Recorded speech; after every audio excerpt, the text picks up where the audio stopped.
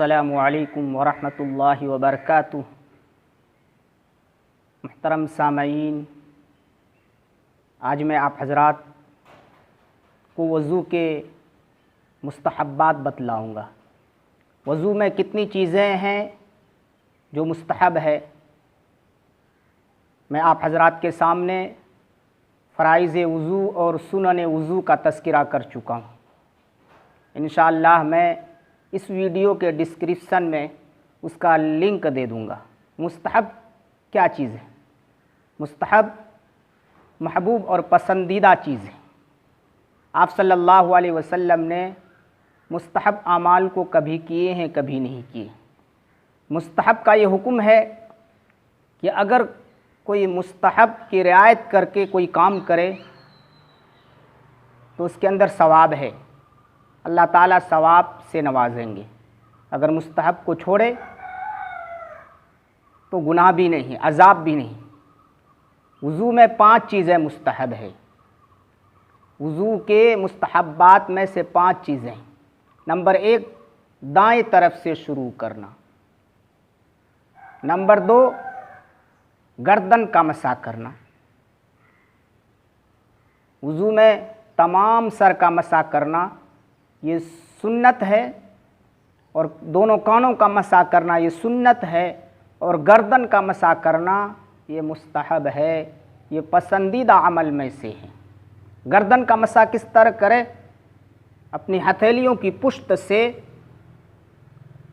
گردن کو پھیرے، اپنی ہتھیلیوں کو پشت کو بھگو کر گردن کے اندر اس طرح پھیرے۔ سر کے مسح کے بعد یہ گردن کا مسح کرنا یہ مستحب ہے۔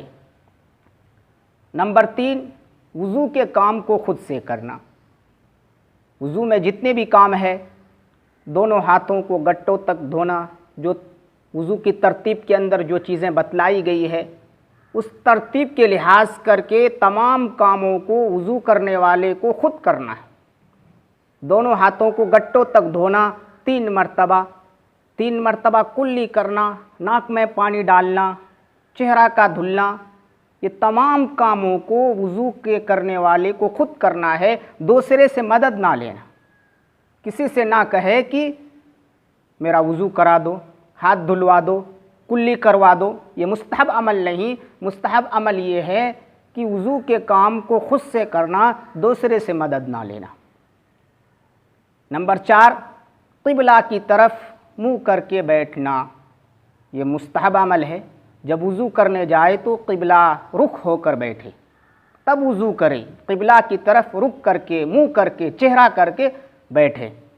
نمبر 5، پاک اور اونچی جگہ پر بیٹھ کر وضو کرے۔ پاک بھی جگہ ہو اور اونچی بھی جگہ ہو۔ اسی وجہ سے آپ مساجد میں دیکھے ہوں گے کہ وضو خانے میں اونچی جگہ کا انتظام کیا گیا ہے۔ اونچی جگہ یہ مستحب عمل ہے کہ پاک جگہ پر بیٹھ کر، اونچی جگہ پر بیٹھ کر وضو کرے۔ یہ وضو کے مستحبات تھے۔ اگر ہم آپ حضرات ان مستحبات کی رعایت کر کے وضو کریں گے تو اللہ تعالیٰ ثواب زیادہ مرحمت فرمائیں گے، ثواب زیادہ ملے گا۔